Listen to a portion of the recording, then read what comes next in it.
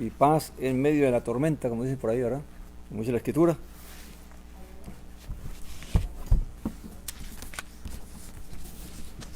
Amén, mis hermanos. Hoy comenzamos un nuevo libro, una nueva carta. Y es la segunda carta que Kefas o Pedro escribió a la congregación de los redimidos, de los santos. Amén. Y es una carta muy valiosa porque claramente contiene, igual que toda la Escritura, contiene mucha enseñanza para nuestra vida espiritual. Amén. Así que pedimos al Señor que realmente nos sea de edificación y de bendición para nuestra vida y de crecimiento espiritual sobre todas las cosas. Amén. Segunda de Pedro, Kefas, capítulo 1. Amén. Y en esta carta vamos a poder ver el enfoque o el espíritu de la carta, el espíritu que guió a Kefas a decir esta carta, lo relevante que es, lo importante que es para la vida nuestra. Amén. En cuanto al propósito para el cual Elohim nos ha llamado a sus caminos por la gracia de Jesús el Mesías. Amén. Dice Simeón, Kefas o Pedro, un siervo y enviado apóstol de Jesús el Mesías, a los que por la justicia de nuestro Elohim y Salvador, Jesús el Mesías, han alcanzado una fe igualmente preciosa que la nuestra. Gracia y paz os sean multiplicadas en el pleno conocimiento de Elohim y de Jesús nuestro Señor, nuestro Adón. Amén. Vamos a parar allí porque quiero tomar algunas palabras que están aquí en esta primera parte. Y algunos se fijan de por qué en esta carta puso su primer nombre o su nombre original, que era Simeón o Shimón. Amén. Y por qué en la otra carta no. Y claramente Shimón o Simeón en el significado hebreo habla de oír. De ahí viene la palabra Shema, ¿verdad? Oye, oh Israel. Amén. Claramente la carta, el énfasis de su nombre allí nos guía a entender de que hay que poner atención. Amén. Hay que oír qué es lo que realmente el Espíritu va a hablar, va a manifestar. Amén. Y Kefas, que fue el nombre que le dio nuestro Señor. Amén. Dice que a los que por la justicia de nuestro Elohim y Salvador, Jesús el Mesías. Aquí hay dos formas hay dos formas que lo interpretan. Uno es que dice que es una forma de cómo establecer, según los que defienden la doctrina de la divinidad o de la Trinidad, de que aquí lo que está estableciendo es la enseñanza de la divinidad de Jesús el Mesías. Amén. Y por otra parte también se puede ver de que lo que está haciendo énfasis es que dice que a los que por la justicia de Elohim, de nuestro Elohim y Salvador. O sea, ¿quién es la justicia de nuestro Elohim y Salvador? Jesús el Mesías. Eso está en otras cartas, ¿verdad? En otros escritos donde Saulo habla de que por la justicia de nuestro Elohim, claramente ¿quién es? Jesús el Mesías. Amén. Él es la justicia de Elohim. Entonces, depende de cómo la persona lo quiere interpretar. Recuerde que eso es lo que diferencia lo que cada quien decide creer. Amén. Cómo interpreta lo que la carta dice. Ahora, por otra parte, se podría ver a Jesús el Mesías como un Elohim y Salvador, realmente en el sentido de que el hecho de que el Padre lo resucitó de entre los muertos y lo exaltó a la gloria, a la diestra de Él, y le dio autoridad y le dio poder sobre todas las cosas, claramente eso lo convierte en un Elohim, porque aún a los hombres se les concede el título de Elohim. ¿A qué hombres? Aquellos que recibieron la facultad para juzgar a los hombres, aquellos que fueron llamados a ser jueces, o se les dio la autoridad para juzgar, para ser jueces. La Escritura también los llama ¿qué? Elohim. Así que la palabra Elohim realmente no determina la divinidad en el sentido como la palabra lo quiere indicar, sino determina es la autoridad que tiene alguien de parte de Dios del Padre para poder tener autoridad sobre el juicio. Recuerde que Yeshua se le ha concedido la autoridad para juzgar todas las cosas. Él es el que se va a sentar en el trono blanco, y es el que va a juzgar a toda la humanidad. Él va a ser el juez. Amén. Así que es un Elohim por cuanto se le ha otorgado autoridad. Y Salvador porque claramente su vida, sus sacrificios, su obediencia al Padre, su ejemplo, pues le dio la facultad de ser el instrumento el mediador por el cual nosotros podemos ser redimidos y rescatados. Amén. Si lo vemos en el sentido correcto de la palabra Elohim, no hay ningún problema en verlo como un Elohim. Amén. Ya lo demás es cuestión de doctrina y cuestión de cómo cada persona lo interpreta. Amén. Para nosotros es el que está sentado a la diestra del Padre. Amén. Y es Elohim por cuanto ha recibido facultad para reinar y para juzgar. Amén. Dice, a los que han alcanzado una fe igualmente preciosa que la nuestra. Claramente, esta carta puede indicar que está dirigida a los del contexto o de los trasfondos gentil, que ahora, al igual que a los judíos que han creído, hemos recibido la misma bendición. Amén. No hay diferencia entre ser judío o ser gentil mientras creamos todos en Yeshua el Mesías. Amén. Así que también puede ser que está expresada también a los judíos que también han creído, comparándose con ellos que fueron los primeros que creyeron en el Señor y que compartieron con el Señor. Amén. Entonces claramente puede aplicarse tanto al contexto judío como al contexto gentil. Amén. Pero está llamando a que todos los que reciben a Yeshua Mesías como su Salvador y Redentor, o creen en Él, y creen en el Padre que lo envió, entonces claramente participamos de la misma bendición, de la misma fe. Amén. No hay diferencia entre unos y otros. Y es algo que establece muy claro la Escritura. Puede ser que, y es necesario tomarlo porque puede ser que por el contexto de la relación de la educación que recibe el judío, o que venía el judío recibiendo de su conocimiento del pacto que sus padres recibieron en el desierto, de la vida que ellos vivieron, sabiendo de que Dios estaba con ellos, de que Elohim era el que los guiaba a la nación. Claramente, en comparación con los gentiles que estaban apartados de Dios y separados, que no vivían bajo un pacto, no conocieron ningún pacto, claramente hay una gran diferencia en cómo se podría vivir. Amén. El judío por creer en Yeshua el Mesías no va a dejar de ser judío, no va a dejar su tradición, no va a dejar sus costumbres. Y eso lo vemos en toda la Escritura. Y el gentil, claramente, que cree en Yeshua el Mesías, no tiene que hacerse judío, pero sí tiene que obedecer lo que está establecido en la Escritura para perseverar en su fe. Amén. Entonces, y en la Escritura lo vemos, porque si no, entonces, si fuera obligatorio que todo creyente del contexto gentil tendría que vivir como el judío, entonces claramente no se hubiera establecido el ministerio de Saulo a los gentiles y el ministerio de los discípulos a los judíos. Entonces Saulo hubiera entendido de que todos tenían que someterse a vivir como judíos, y fue algo que la Escritura nos revela que Saulo siempre defendió. No es necesario que el gentil se haga judío para poder ser creyente, para poder ser pueblo de Dios. Amén. Entonces, eso es algo porque hoy en día está este movimiento mesiánico impulsando el llamado a que tenemos que hacer ciertos cambios. Claramente hay que enderezar cosas que se han torcido, hay que enderezar cosas que se han desviado, pero una cosa es enderezar lo que se ha torcido y desviado y vivir conforme a la Escritura, y otra cosa es irme de la izquierda a la derecha completamente, y ahora empezar a vivir algo que tampoco estoy llamado a vivir. El que es judío puede vivir como siempre ha sido judío, amén, creyendo en Yeshua, porque su fe tiene que estar en Yeshua, no en que es judío, amén. Y así es gentil también, si entendemos, y esta es una de las cartas que son más valiosas para nosotros, para entender qué es lo que nos espera y qué es lo que Dios quiere en nosotros y por qué nos fuimos llamados y fuimos rescatados y redimidos, amén.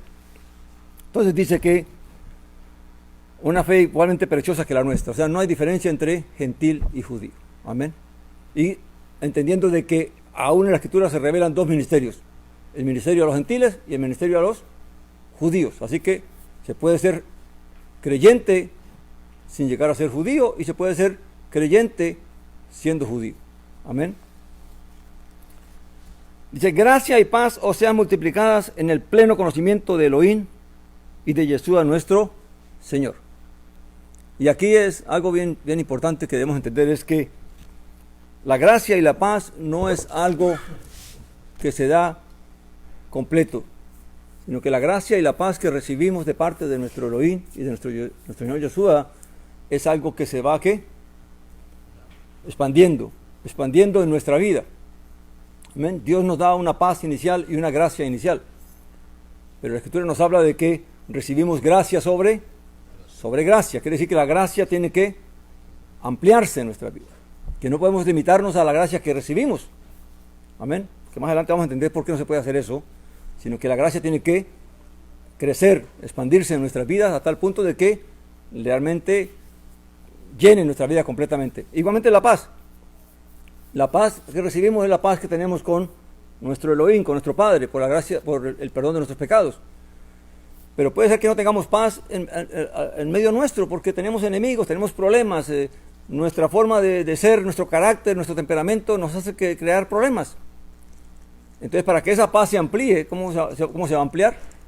¿Cómo se va a multiplicar la paz en nosotros? En la medida que nosotros vamos corrigiendo nuestra vida, nuestro temperamento, nuestro carácter, nuestra forma de ser, nuestra forma de proceder. Entonces, todo eso hace que la paz y la gracia se multiplique, pero todo está basado en el conocimiento que vamos a tener de Dios, porque dice aquí que todo eso se va a multiplicar en base a ¿qué? Al conocimiento de Elohim y de Yeshua el Mesías. Ahora, lo importante de este conocimiento no es algo intelectual, es un conocimiento objetivo. Está basado en el conocimiento no solamente de la Escritura. Yo puedo conocer la Escritura, puedo memorizar la Escritura, pero ese no es el conocimiento que habla aquí. El conocimiento que habla aquí es que el conocimiento de la Escritura me tiene que llevar a conocer el carácter de Elohim, el carácter del Padre, la voluntad del Padre, el carácter del Mesías y la voluntad del Mesías. Es el conocimiento que nos va a ampliar, porque yo puedo leer la Escritura y memorizarla, pero ¿de qué me sirve si yo no entiendo? Que lo que debo buscar es conocerle a Él. Por eso dice Yeshua el Mesías en Juan 17:3, creo que lo hemos hablado aquí, ¿verdad? Muchas veces.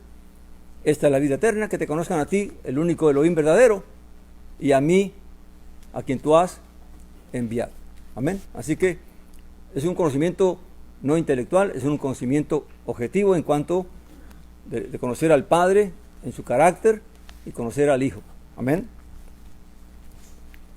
Por cuanto todas las cosas, versículo 3, por cuanto todas las cosas que pertenecen a la vida y a la piedad nos han sido concedidas por su divino poder, mediante el conocimiento pleno del que nos llamó por sus gloriosas proezas. Ahora, claramente lo que está diciendo aquí es, por cuanto todas las cosas que pertenecen a la vida y a la piedad, todo lo que es necesario para que el hombre, el ser humano, reciba la bendición de la vida, alcance la redención de la vida, son concedidas única y exclusivamente por el poder de Dios. Amén. Ahora, ¿por qué dice Kefas estas cosas aquí? De que todo ha sido concedido. O sea, no hay nada de que el creyente no tenga que no pueda alcanzar el propósito para el cual Dios nos llamó. Amén. Es como cuando una persona tiene el talento y aparte del talento se le concede todas las oportunidades, se le abren todas las puertas, se le ofrecen todas las opciones para que él pueda realizar y llevar a cabo su talento. Ahora, ¿esto es suficiente para que él alcance el éxito que está buscando? ¿O la meta que está buscando? ¿Qué hace falta? Aparte que tiene el talento y aparte que tiene todo lo necesario para poder desarrollarse. Amén. Su propio esfuerzo. Porque si no se esfuerza, si no toma las cosas que se le dan, si no usa su talento, entonces todo se queda ¿qué? en desperdicio. Todo se desperdicia porque la persona no se esforzó, no se enrutó en lo que tiene que hacer. Entonces lo que Kefas está diciendo aquí es que todo lo que estamos recibiendo y todo lo que hemos recibido y todo lo que vamos a recibir va a venir a través del conocimiento. Por eso es tan importante entender esta carta, porque el conocimiento del Padre y del Hijo es la base, es el objetivo de todo el creyente para que pueda entonces alcanzar lo que el Padre nos ha ofrecido a través de la fe en Yeshua el Mesías. Si no entendemos esto, realmente no vamos a entender la razón de toda la obra de lo que el Padre ha hecho. Amén.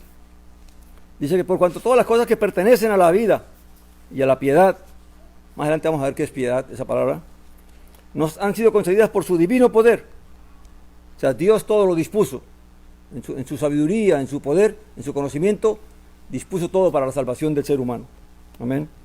Mediante el conocimiento pleno del que nos llamó por sus gloriosas proezas. Ahora, dice que todo esto que fue concedido, dice que nos fue mediante el conocimiento pleno. Quiere decir que todo lo que fue dado para concedernos la vida solamente se va a aprovechar en la medida que yo conozca. Amén. O sea, de nada me sirve que Dios haya ofrecido todo y haya dado todo si yo no lo tomo, si yo no lo aprovecho, si yo no lo ejercito. Amén. Si no desarrollo mi vida en pro de lo que se me ha concedido. Amén. Así que, y todo está basado ¿qué? En alcanzar el conocimiento del Padre y de Yeshua el Mesías. Y toda la carta va a estar basada en conocimiento, porque ese es el conocimiento que nos va a librar de muchas cosas y nos va también a traer también todos los beneficios que el Padre ha dispuesto para nosotros. Amén. Dice, por medio de las cuales nos ha dado, hablando de todas las cosas que nos dio, dice, por medio de las cuales nos ha dado preciosas y grandísimas promesas, para que por ellas llegaras a ser consustanciales con la naturaleza divina, habiendo huido de la corrupción que hay en el mundo a causa de la concupiscencia. O sea, todo lo que Dios dispuso, aparte de eso, también vino a través de promesas. ¿Ver? La promesa de la vida, la promesa de la paz y de todo lo que Dios nos ha concedido. Pero luego dice que para que llegaran a ser consustanciales con la naturaleza divina. ¿Qué entendemos por eso? ¿Qué significa ser consustanciales con la naturaleza divina? Fíjense, uno puede leer la Escritura, pero si no entiende estos términos, si no entiende estas palabras, se va a perder la esencia de lo que realmente está hablando. Quiere decir que todo el propósito de la redención es que el ser humano pase de lo terrenal a lo espiritual. ¿Qué es ser consustancial con la naturaleza divina? Pues es lo mismo que nos dice en Hebreos cuando dice que Yeshua fue consustancial con nosotros al hacerse ¿qué? Hombre. O sea, Yeshua tuvo que ser hecho hombre para hacerse igual a ¿qué? A nosotros, en el sentido de la carne. Ahora, Él se hizo hombre, Él tuvo que descender para que nosotros ¿qué? Podamos ascender. Entonces, es a través de Él que entonces nosotros vamos a poder ¿qué? Elevarnos. Pero ese elevarnos va a venir a través de ¿qué? Del conocimiento que adquiramos del Padre y del Hijo. Amén.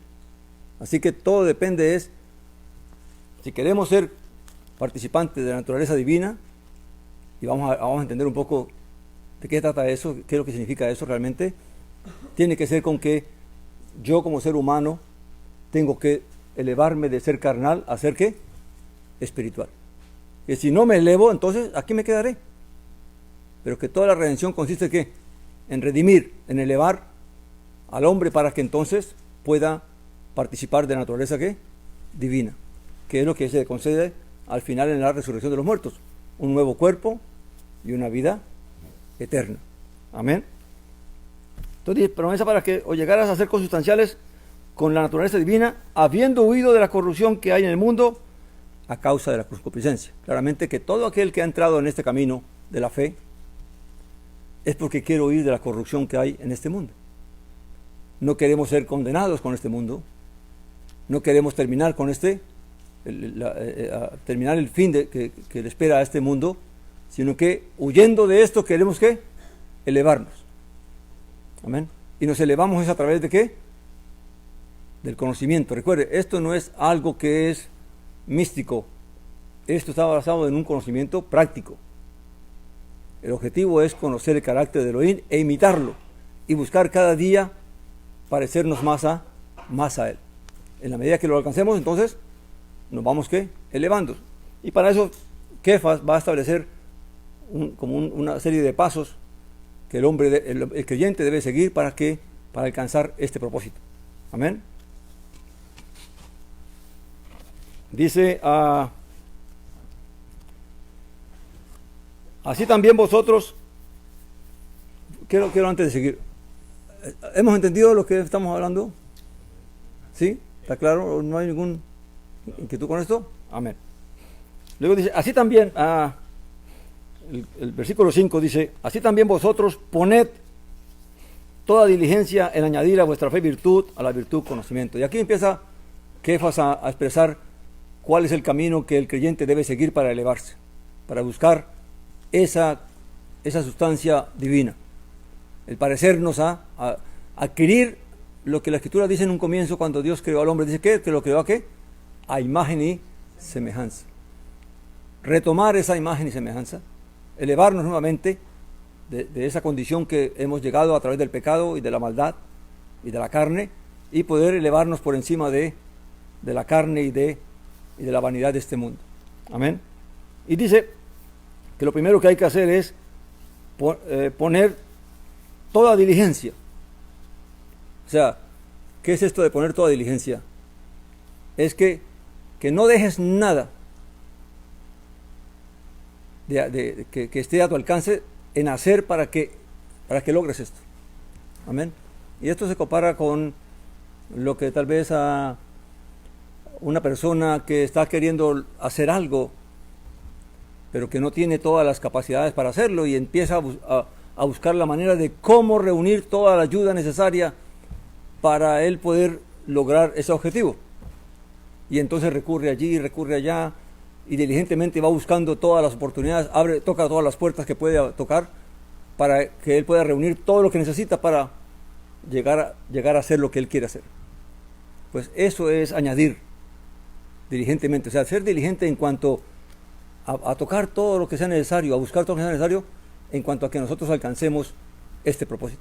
Porque el que no tiene la suficiente fuerza o la suficiente deseo, claramente se va a cansar. Tocó una puerta y le dijeron no te puedo ayudar, y ya se desanimó, ya no vale la pena hacer esto, y entonces viene el desánimo, viene la incredulidad y empezamos a retroceder. Amén. Y lo primero que hay que hacer, dice, añadir a la fe, a vuestra fe virtud. Amén. Claramente la fe es la cuota inicial con que empezamos todo. Amén. Nadie puede venir a esta vida si no tiene fe.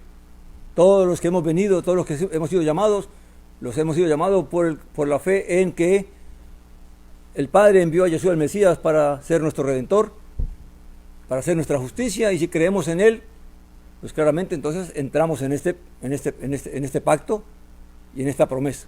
Amén. De que si perseveramos en esta fe, alcanzaremos la vida y la paz y todo lo que Dios tiene para nosotros. Amén. Dice a la fe virtud. Y virtud tiene que ver con el hecho de que todo aquello que el hombre puede desarrollar, que es bueno, que es de acuerdo a aquello que, según las normas, en este caso según Elohim, es agradable delante de él. Todo lo que el hombre puede ver que realmente es bien visto, que es honesto. Dice la Escritura en otra parte que todo lo que es honesto, todo lo que es justo, si hay algo bueno, dice, ¿en esto qué? En esto pensad. O sea, el hombre debe pensar en cómo mejorar, en cómo cambiar todo el mal que puede haber en uno. Amén. Cómo yo me despojo de ese mal. Y cómo yo entonces hago todo lo contrario. Eso es virtud. Amén. Que si antes era, digamos, no me importaba los problemas de los demás, pues ahora aprendo de que realmente es un ser humano y que yo también puedo hacer el bien. y que es importante que yo le ayude, que es agradable delante de Dios que yo ayude a mi prójimo. Y así empezamos a cambiar toda nuestra forma de, que es la obra del Espíritu Santo. Dice que va a renovar, ¿qué? Nuestra mente, y va a transformar nuestra vida. En la medida que yo renuevo mi mente y empiezo a ver las cosas como Dios quiere que las vea, pues claramente mi vida va a transformarse. Amén. Y dice que a la virtud hay que añadirle conocimiento. Y aquí es el centro de todo. No es solamente que, porque el ser humano, uno escucha mucho a las personas en el mundo hablando de que ser mejor ser humano. Es un lema del mundo, ¿verdad?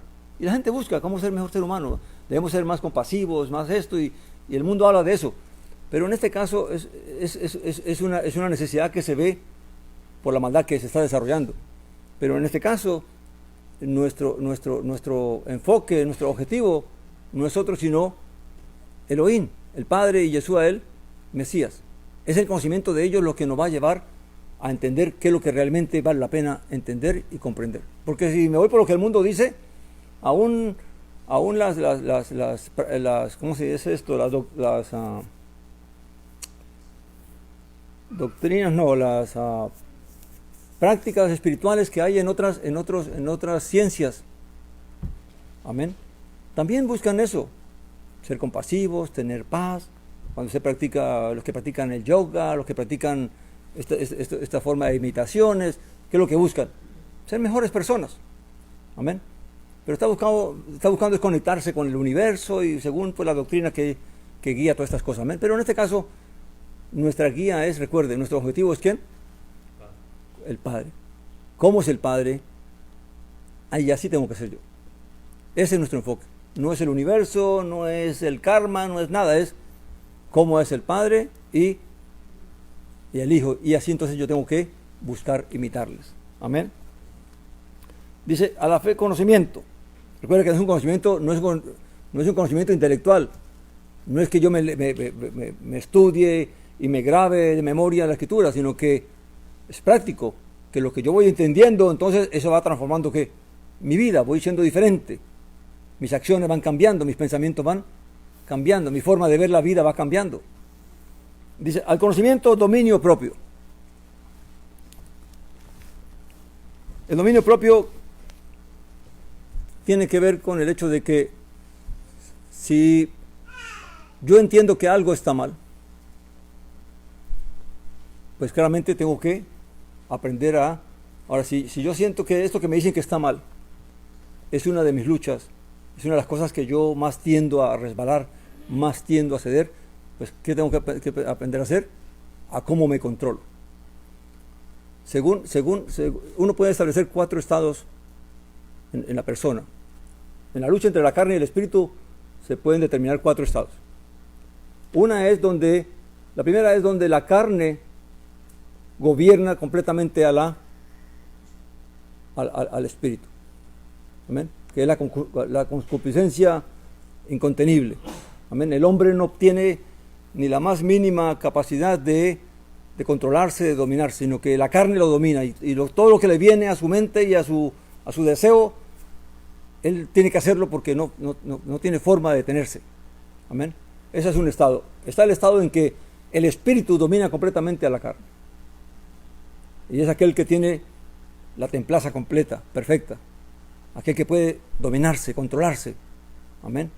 Que su carne, por más que lo inquiete, tiene sujeta como el que monta a caballo, ¿cómo se llama? El jinete tiene control sobre el caballo, y no el caballo tiene control sobre el jinete.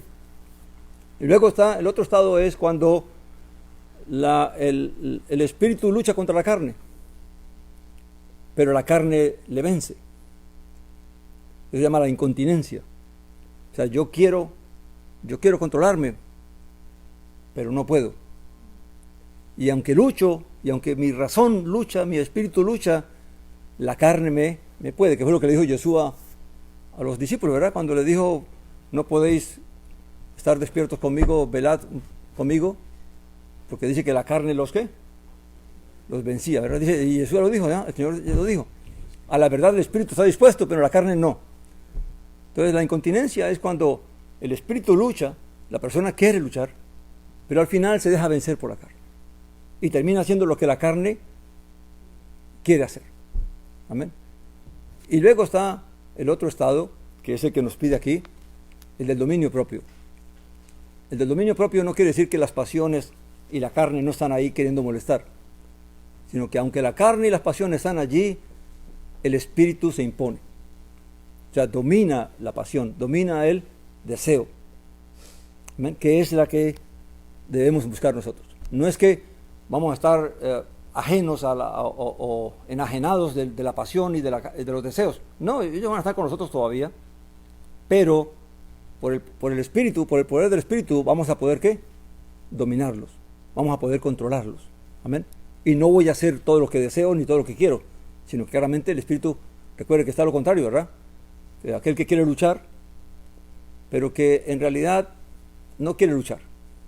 Y entonces al final la carne, el deseo le puede y termina haciendo aquello que él no quiere hacer, pero que es el estado que Saulo habla cuando dice, a la verdad hacer el bien está en mí, pero el hacerlo no puedo. ¿Amén? Que ese es el problema con el estado del primer pacto, ¿verdad? El primer pacto me enseña a mí lo que es bueno, pero no me da el poder ¿para qué? Para hacerlo. En el nuevo pacto no solamente me enseña lo que es bueno, sino que también me da el poder para hacerlo, si yo realmente quiero hacerlo. Amén. Entonces esa es la gran diferencia entre los estados del ser humano. Amén. Entonces recuerde, el dominio propio no significa que usted ya no tiene pasiones o que ya no hay deseos en usted. No, van a estar allí y van a querer aflorar. Pero el poder del Espíritu, la vida de oración, la vida de fe, la vida de meditación, el querer agradar a Dios, el querer agradar al Padre, el querer hacer la voluntad del Padre, entonces nos va a dar la fuerza y el poder para dominarnos y controlarnos. Amén. Dice dominio propio, al dominio propio, paciencia. Una vez que vamos aprendiendo cómo controlar nuestros deseos y nuestras pasiones, a no dejarnos llevar por ella, por muy fuertes que sean. Ahora recuerde que la pasión se fortalece en la medida que nosotros la alimentamos. Amén. Y el espíritu también se fortalece en la medida que nosotros ¿qué? Lo alimentamos. Pero esta paciencia no es la paciencia de esperar a sufrir porque tengo que sufrir. No, la palabra que está aquí de paciencia está hablando de aquello que yo estoy dispuesto a sufrir, a soportar, a esperar en pro de algo. Amén. Y esto lo podemos ver en Elohim, en el Padre, que es una virtud del Padre. Cuando dice la Escritura, cuando dicen Romanos que el Padre detuvo los vasos de ira y derramó ¿qué? Los vasos de misericordia. O sea, esa virtud del Padre, de aún Él pudiendo en su justicia y en su poder hacer juicio y derramar ira sobre el hombre, controlarse, detenerse, ¿por qué? Por amor a su propósito, por amor a la voluntad que Él tiene para salvar al hombre. Entonces decidió, en vez de derramar vasos de ira, ¿qué derramó? Vasos de misericordia. Elohim pudo destruir a Israel por todo el pecado que cometió. Amén. Y en su amor, en su propósito de salvar a la humanidad, soportó a Israel. Los castigó, sí, los mandó fuera de la tierra que les había dado, pero no los destruyó. Amén. Esperando que su plan se fuera. Entonces, esa paciencia, ese esperar de Dios, ese soportar del Padre al hombre, a la humanidad. Cuando lo dice en el libro de Noé, cuando va a destruir la humanidad, ¿qué le dice a Noé? Porque mi espíritu no contendrá siempre con el hombre, ¿verdad? Llega un momento en que Dios ve tanta maldad y tanta injusticia que quisiera destruir todo. Pero en su amor y misericordia para con el ser humano, para con el hombre, para con su creación, entonces claramente Él soporta todo eso, espera todo eso. Y por eso salvó a Noé y a los que estaban con él, porque a través de ellos entonces habría una nueva humanidad. Amén. Pero todo eso en pro de ¿qué? De un propósito, de una voluntad que Él tiene para con nosotros. Así nosotros como creyentes tenemos que estar dispuestos a sufrir, a padecer, a soportar cualquier cosa que nos venga por causa de la fe, ¿en pro de qué? De alcanzar la vida, de que alcancemos el galardón. Y es aquí donde, si nosotros no entendemos esto, fácilmente cualquier situación que viene a nuestra vida nos va a desesperar y nos va a hacer salir corriendo y apostatar de la fe, a ya no seguir creyendo, a decir como que esto no tiene sentido, esto no tiene razón de ser. ¿Pero por qué? Porque no entendemos y no comprendemos qué es lo que realmente Dios espera de nosotros y quiere de nosotros. Amén. Dice que... Sí, hermano.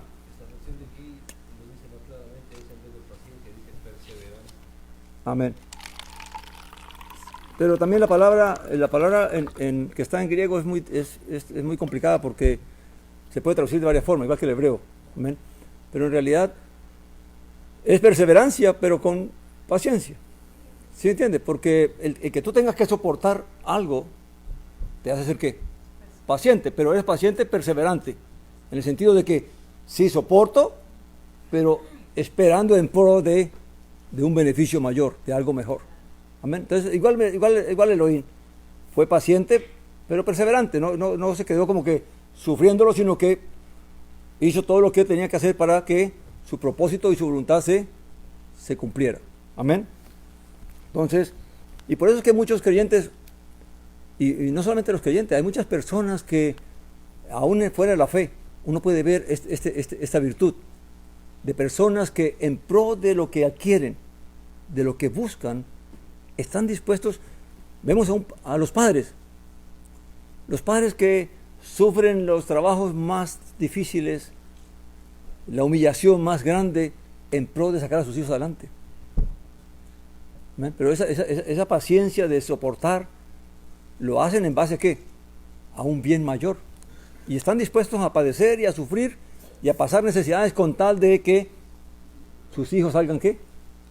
Adelante. Amén. Pero saben que ese sufrimiento, ese dolor que están pasando, claramente se va a manifestar en lo bonito que es ver a sus hijos que salen adelante. Amén. Y por eso es que muchos hijos agradecen cuando realmente realizan lo que sus padres han hecho, el esfuerzo que han hecho, el sacrificio que han hecho.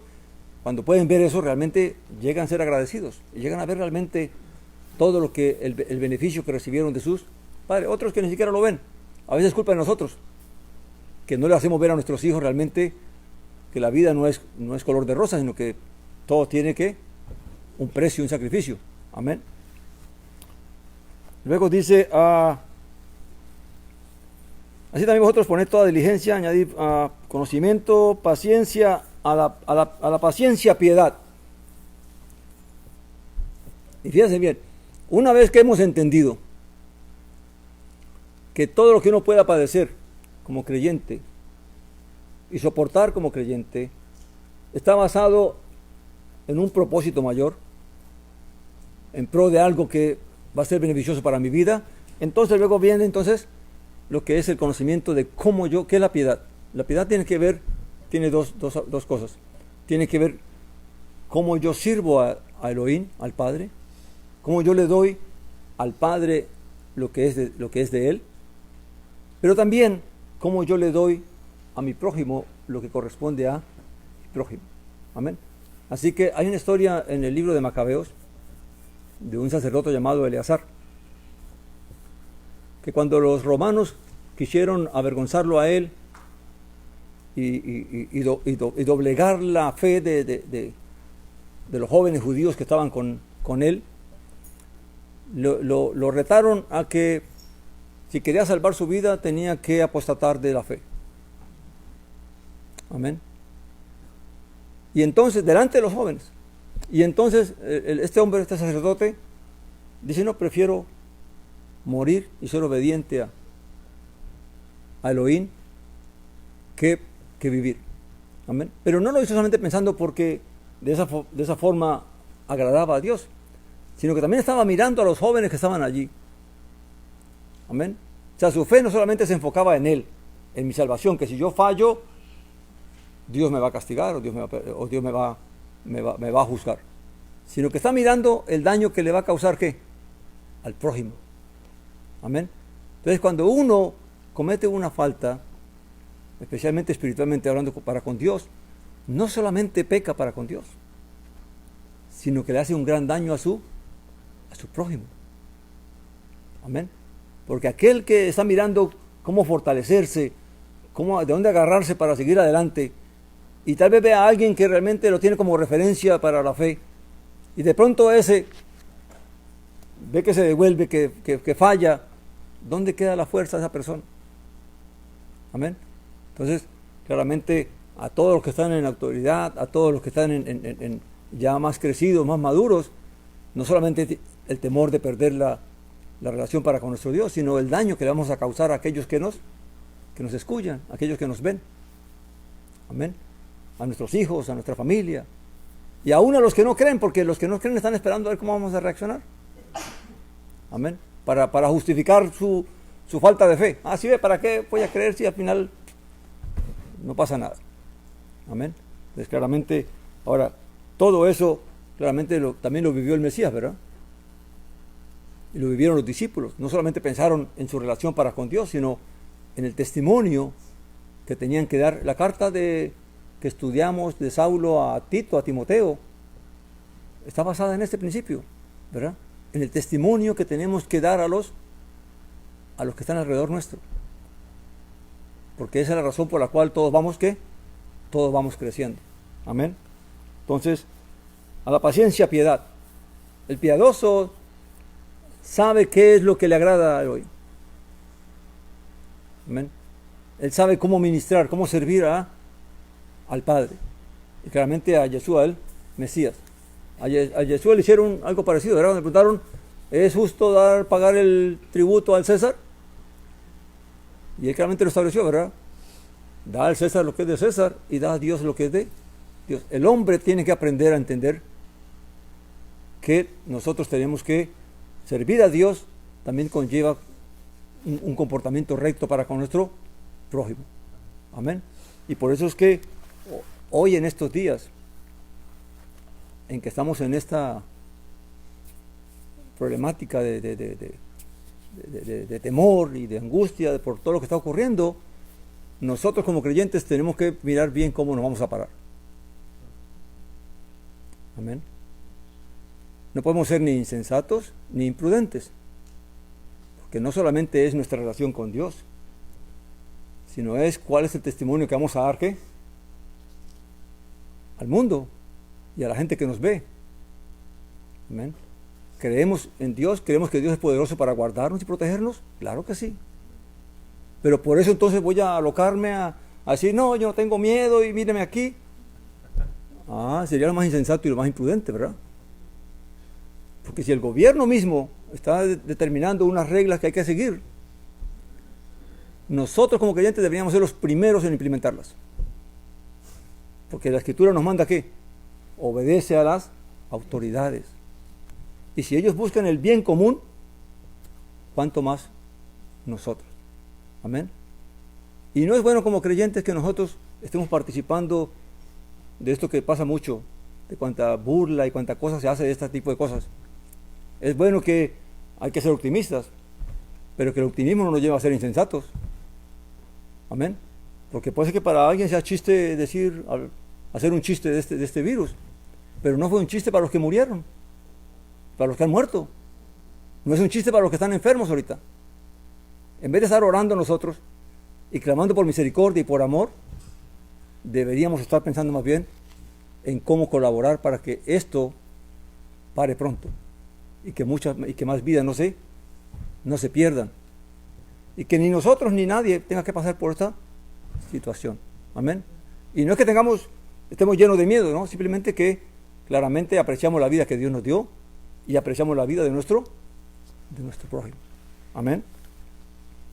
Dice que a la piedad, afecto fraternal. El afecto fraternal tiene el amor que tiene que haber entre el pueblo de Dios. Amén. Y fíjese que el afecto fraternal no es un sentimiento. Fíjese bien. Si la Escritura habla de conocimiento, quiere decir que el afecto fraternal viene como ¿qué? Como consecuencia del conocimiento que tengo del Padre y del Hijo. No es un sentimiento, que es que naturalmente yo voy a amar a mi hermano. Nadie va a hablar a amar naturalmente a otra persona. Esto es un amor que viene en base a un conocimiento. Y a un conocimiento claramente que trae como respuesta una fuerza, un poder que Dios me concede, que Dios nos concede para que entonces podamos ¿qué? Lograrlo. Hay muchas personas que son difíciles de convivir con ellas. Y en el amor que vamos aprendiendo a tener los unos por los otros, yo tengo que orar y pedirle a Dios, Señor, ayúdame a amar a mi hermano. Ayúdame a entenderlo. Ayúdame a soportarlo. Ayúdame, dame sabiduría para ayudarle. Pero ese amor viene en base a ¿qué? A conocimiento de que eso es lo que Dios espera de mí. Dice que Dios amó a su creación. Dios ama al ser humano. Y Dios quiere que el ser humano se salve. Y por eso Dios ofreció todo y dio todo para que el hombre ¿qué? Se salve. No rechazó a nadie y no ha rechazado a nadie. El mismo hombre es el que mismo ¿qué? Que se aparta. La virtud de Dios en cuanto al amor se puede ver en la naturaleza. Dice la Escritura que el sol sale cada día ¿para qué? Para justos e injustos. Que la lluvia cae para producir fruto ¿para qué? Para buenos y malos. Dios no hace excepción de personas. Amén. Dios es misericordioso, es benigno, pero claramente es el hombre el que se aparta de él. Amén. Así que Dios quiere amarnos y Dios quiere que su amor nos abrace, pero nos corresponde a nosotros ¿qué? Buscarle. Ahora nosotros también tenemos que aprender a amarnos unos a otros, a soportarnos, a ayudarnos. Para eso esto de la paciencia y de la perseverancia y de la piedad, para que el amor se forme en nosotros. Amén. Y que no hagamos lo que está ocurriendo en el mundo. En el mundo hay separación porque es de otra etnia, porque es de otra religión. No, entre nosotros no puede haber separación de ningún tipo físico. Amén. Sino que tenemos que amarnos tal como Dios quiere que nos amemos. Y luego dice que dice porque al amor fraternal, el amor ágape. Uno puede hacer algo en este mundo por varias razones. Uno puede hacer algo porque es su responsabilidad, porque siente que es su obligación, por miedo. Amén. Pero hay la virtud más grande, más excelente, que es la virtud del amor. No oro por otros porque es mi deber. No oro por otros porque es mi responsabilidad. No oro por otros porque tengo temor de que Dios me castigue si no lo hago. Oro por otros porque los amo. Porque amo el bien del prójimo. Y cualquier cosa que haga, mi hermano, no solamente la oración, cualquier cosa que haga por el ser humano, debo hacerla en base al amor. Y no en base a que es una responsabilidad. Claramente, todo comienza con algo. La Escritura dice que el temor de Elohim es el principio de la sabiduría. Claramente, mientras llegamos a este proceso, a esta escala ascendente del amor, tenemos que empezar por algo. Por el temor, por la responsabilidad, por la obligación que tenemos. Pero lo que el Padre quiere que llegamos a entender es que lo que Él quiere que hagamos al final, lo hagamos por amor. Que sea el amor el que reine en nuestros corazones. Y que no es mi responsabilidad, no es mi obligación, sino que es porque amo al pueblo, amo a la humanidad, amo al ser humano. ¿Por qué se predica el Evangelio? ¿Por qué doy un tratado? No porque es una responsabilidad ni porque es una obligación. Es porque amamos la salvación del ser humano. Y la base de todo es ¿qué? El amor. Porque el amor, cuando llegar al amor, es llegar a participar de la sustancia divina. Porque Dios es ¿qué? Dios es amor. Amén. Y todo aquel que asciende a ese amor, claramente llega a participar de la consustancia divina.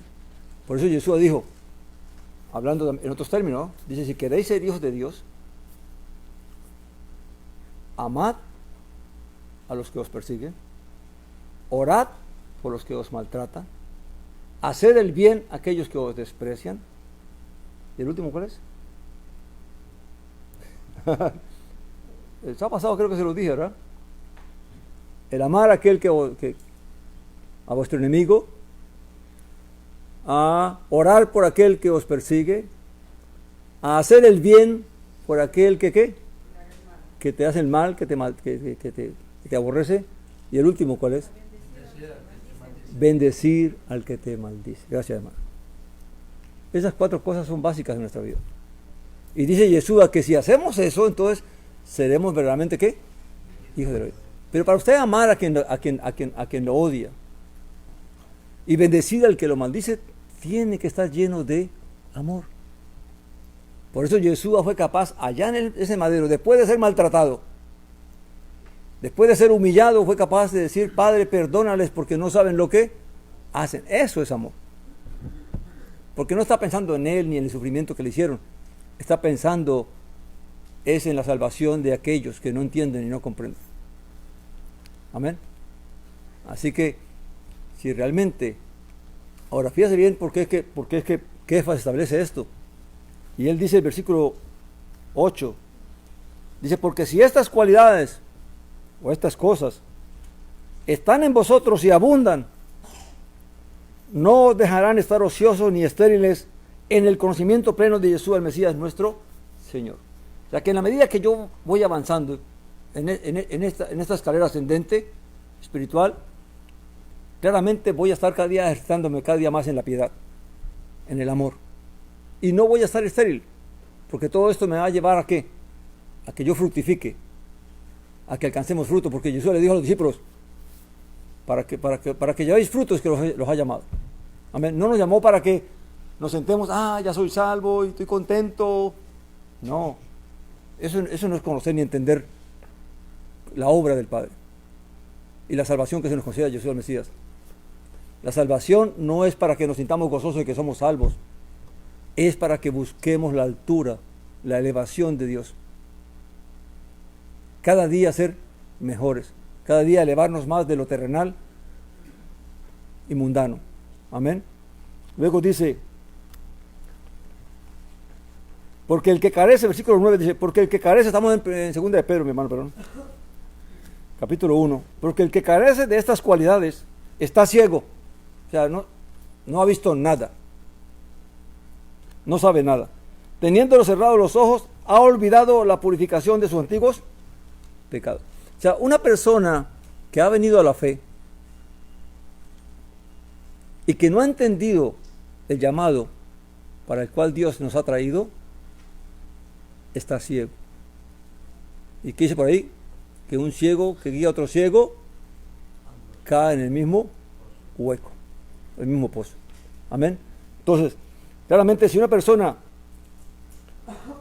no entiende este proceso de santificación, de perfección, de elevación espiritual, claramente no ha entendido la fe y no comprende la fe. Y por eso que la gente andamos debatiendo por ahí: ¿qué es esto? ¿Qué es la religión? ¿Qué la denominación? Esto no se trata de religión, ni de denominaciones, ni de doctrinas. Se trata de entender cuál es la voluntad del Padre en nuestra salvación. Y si usted la entiende, mi hermano, y la vive, y la busca, olvídese de la religión y olvídese de tantos conflictos y problemas que hay en este mundo. Amén. Porque al que usted busca agradar es ¿a quién?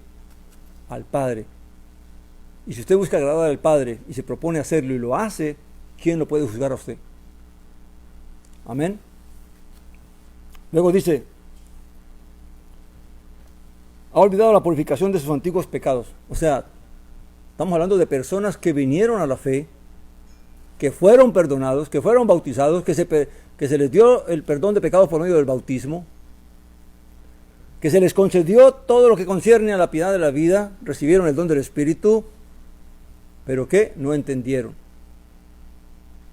O pasó que se quedaron en el estado en que el Espíritu quiere luchar con la carne, pero al final la carne los vence. ¿Amén? Porque muchos creyentes tristemente pueden terminar en eso. Sí, entramos con el deseo de buscar de Dios y de servir a Dios, y nuestro espíritu quiere resistirse a esto y aquello, pero al final la carne va prevaleciendo y el espíritu va retrocediendo. Amén. Dice el versículo 10: por lo cual, hermanos, procurad aún hacer más firme vuestro llamamiento y elección, porque haciendo estas cosas no tropezaréis jamás. Cuando se nos dice que procuremos hacer más firme nuestro llamamiento, significa que todo depende de ¿quién? De nosotros. El Padre nos concedió todo lo concerniente a la vida y a la piedad. Amén. Pero si nosotros no lo procuramos, no nos esforzamos, no caminamos, claramente entonces de nada sirvió. Pero aquel que procura, aquel que se afirma cada día más en la fe, claramente que sus tropiezos van a ser cada día que menos. Y aún puede ser que no tenga más tropiezos. Amén. Dice el versículo 11: porque así os será dada ampliamente la entrada en el reino eterno de nuestro Señor y Salvador, Yeshua el Mesías. O sea, ¿qué es lo que nos va a llevar al reino? ¿Qué es lo que nos va a abrir la puerta del reino? El crecimiento espiritual. Participar de la sustancia ¿qué? Divina. Pero aquel que no lo busca, aquel que no lo haga, aquel que no lo entiende, aquel que se quede estancado, claramente la puerta no se le va a abrir. Recuerde que hay una parte donde Jesús el Mesías dijo, ¿verdad? Cuando le pregunta, Señor, ¿son muchos los que se salvan? Dice, no todo el que me dice Señor, Señor, entrará ¿qué? En el reino de los cielos, sino el que hace la voluntad del Padre. ¿Quieres hacer la voluntad del Padre? Aquí está, elévate espiritualmente, busca la elevación espiritual. No te dejes dominar por la carne, ni por los deseos de la carne, ni por los placeres y vanidades de este mundo, sino que busca servir al Padre y servir al ¿qué? Al prójimo. Luego dice, por esto siempre habré de recordaros estas cosas, dice Kefas, aunque seáis sabedores y estéis afianzados en la verdad presente, pues considero justo, mientras estoy en este tabernáculo, o sea, en este cuerpo, despertaros con recordación. O sea que Kefas decía, aun cuando yo sé que ya lo saben, por el amor que tenía por ellos, por el deseo que tuviera que lo alcanzaran, dice, no voy a dejar de decírselos, no voy a dejar de recordárselos. Así que a veces uno piensa que para tener contenta una congregación tiene que estar siempre pensando en algo nuevo. No, también es necesario recordar lo que ya se sabe, volverlo a traer ¿qué? A la mente, al espíritu, para que entonces realmente podamos cada día fortalecernos más y más. Amén. Dice, versículo 14, sabiendo que en breve debo abandonar mi tabernáculo, así como me lo declaró Jesús el Mesías nuestro Señor. Es interesante que Kefas usa esa palabra tabernáculo, porque en realidad lo que es esta vida y la vida eterna es eso, es un cambio de tabernáculo, un cambio de cuerpo. Este cuerpo tiene que quedarse aquí. Por eso es que todos tenemos un día que morir, a menos que Jesús el Mesías aparezca y entonces los que lo estén esperando sean transformados, no verán la muerte. Pero mientras Él no venga, todos los que creamos tendremos que dejar este tabernáculo y esperar uno nuevo, aquel que Dios nos tiene preparados en los cielos. Amén. Y que vendrá cuando venga ¿qué? Jesús el Mesías. Para ellos es claro, para Kefas la muerte era ¿qué? Ir a esperar, ir a descansar, a esperar que viniera el Señor, ¿para qué? Para levantarnos nuevamente. Amén. Algunos piensan de que Kefas y todos ellos están allá en el cielo con Jesús el Mesías. Realmente están guardados en Jesús el Mesías. Sus vidas están guardadas en Jesús el Mesías. Pero eso es diferente a decir que están vivos allá con Él. Porque el único que ha resucitado es Jesús el Mesías. Y para poder resucitar nosotros tenemos que tener ¿qué? Otro cuerpo. Porque a nosotros no se nos concedió existir sin un cuerpo. Hay seres que sí se les concedió existir sin un cuerpo terrenal, como son los seres celestiales, ¿verdad? Los ángeles y los seres celestiales. Luego dice que yo también procuraré con diligencia que después de mi partida hagáis en todo momento memoria de estas cosas. O sea que el deseo de Kefas era que el creyente no dejara de recordar esto. Amén. Porque en ello claramente está el que nosotros cada día, entre más comprendamos, entre más entendamos, más el Espíritu nos va a mover, a caminar, a hacer, a elevarnos. Amén. Y a la medida que lo logremos, entonces, cada día haremos más firme nuestro llamamiento y nuestra elección. Porque recuerden, muchos son los llamados, pero pocos los elegidos. Muchos van a venir, muchos van a creer, pero no todos van a perseverar. No todos van a ¿qué? A elevarse. Hay mucha gente que tristemente, y Dios permita que no seamos de nosotros, muchos se van a quedar solamente en el llamado. Amén. Porque no comprendieron y no entendieron. Y muchas veces, tristemente, es culpa de los mismos siervos de Dios que están llamados a dar entendimiento, a dar conocimiento, y en vez de eso están distrayendo al pueblo y consolando al pueblo en otras cosas, en vez de que entendamos y conozcamos qué es lo que realmente Dios nos ha concedido. Recuerde, no hay excusa, porque el Padre ya nos concedió todo para que lo logremos. Si no lo logramos, ya no es cuestión del Dios, sino que es cuestión nuestra. Todo depende ahora de nosotros y de nuestra fe, de nuestro deseo de alcanzarlo. Amén. Y recuerde que en la medida que conocemos a Dios y transformamos nuestra vida, vamos adquiriendo la imagen de nuestro Dios. Amén. Vamos a parar allí. Padre Santo y Padre bueno, bendito, alabado sea tu santo nombre, Señor. Gracias te damos, Padre amado, por esta mañana, por esta palabra, Señor, que hemos ministrado. Permite tú, Señor, que esta palabra, Señor, realmente quede grabada en nuestra mente, en nuestro corazón, y que seas tú llenando en el poder de tu Espíritu para que no nos quedemos, Señor, en un mero conocimiento, sino que realmente vamos a poner en práctica, mi Dios, todo lo que comprendemos y entendemos, y busquemos cada día elevarnos, Señor, a buscar, Señor, la sustancia divina, Padre eterno, que eres tú, y que nos diste a través de tu Hijo amado, de Jesús de Nazaret, nuestro Señor. En el nombre de Jesús María te damos gracias, te damos y te bendecimos. Amén, Señor. ¿Alguna pregunta, mi hermano?